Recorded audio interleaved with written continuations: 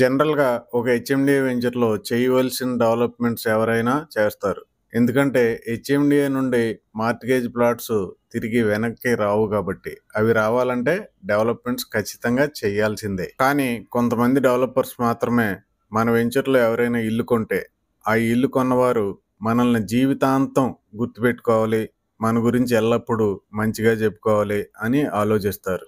అలాంటి అతి తక్కువ మందిలో శ్రీ జగత్ స్వప్న రియల్టర్స్ కంపెనీ వారు ఒకరు.